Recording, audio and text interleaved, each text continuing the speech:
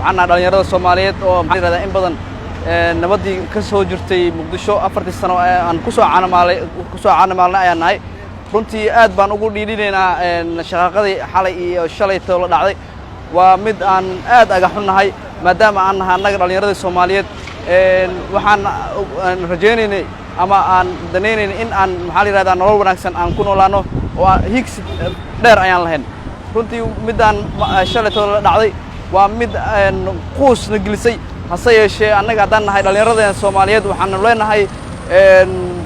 xogaa adkeysi ayaan leenahay waxaan leenahay dawladdeena waa adkeysanayna annaga balse waxaan idinka doonaynaa in aad maxaa yiraahdaa dalka qolada carqaladeynayo isheeg nabadda carqaladeynayo waa in gacan bir ay ku qabataa dawladda dal macnaha dawlad waxay dawlad ay ku tahay quwad ayay dawlad ku tahay haddaysan quwad lahayn waxay noqonaysaa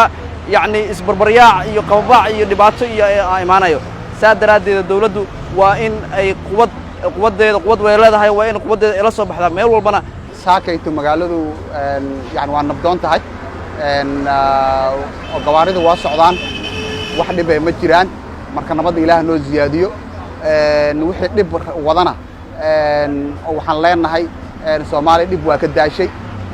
Soomaaliya waxay u baahan tahay nabad iyo horumar marka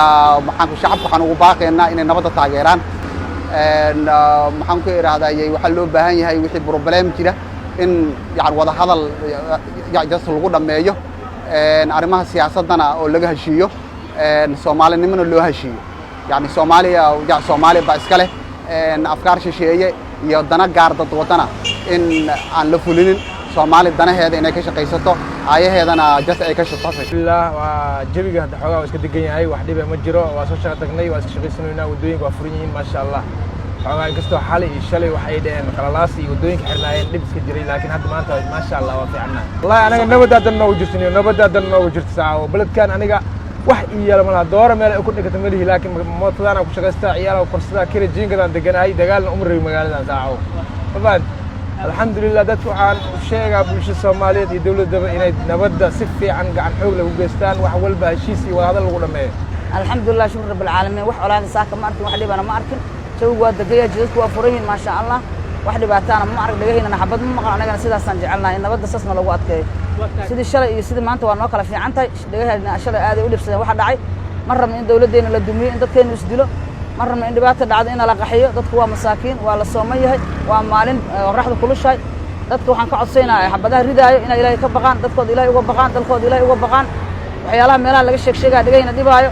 waana dhibayaan ayaguna iska dhaafaan ay qadiyad yeeshaan wadaniinada qadaan wadankooda ay xoog saaraan sidii ay ku miday lahaayeen dadkooda intaas aan codsaynaa 30 sano dagaal ku jirnay 30 sano hadii dagaal wax lagu helaa 30 sano lagu kala adkaayo meeshan waa magaalo dagaal lagu ma kala adkaado dadku waa masaakiin nabadana deeqdo nabadda lagu dadaalo 30 sano wax la sameey waayo dagaal lagu soo xalli waayo xabadna wax lagu ma xalli doono hogaamiye kooxda la soo maray wax badan la soo maray waa la arkay natiijadoodii dawladda hala taageerana dawladda garab la siiyo dawladda maanta iyadoo xabadda lagu ridaa mushaarka bixisa nooceeda lama soo arag haddana ka badan rajaynaa ilaahayna waxaan leenahay garabkeeda ha galo dadkana waa shacabkuna ayaga raacsiin ciidamada ay raacsiin afar nooc oo meel kale laga soo shitaara dhibka wada ayagana waxaan leenahay iimaanka Allah geeyo caalamka horumarku gaaray in anaga gaarnaa u baahannahay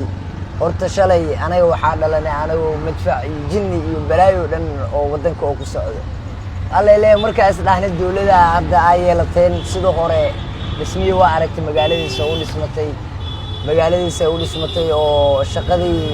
shalay dhalinyarada shaqadaysan waa aragtay kuwa qaar taariikh iyo balaayo galeen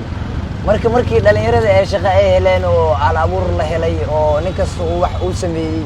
inay dagaal iyo xabad iyo balaayo ugu bilaawato horta waa laga fiican yahay alla ilaahay maanta dawladda sheen markaas dhaanay hadana in xabad ugu bilaawato aad ugu xumaa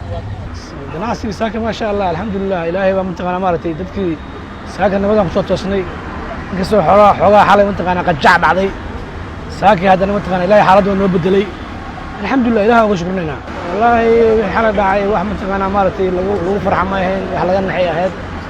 nasiibo mantaqana ummadda Soomaaliyeed ku dhacday ay ahayd marka waxaan maartay oday ahaan aan ugu baaqayaa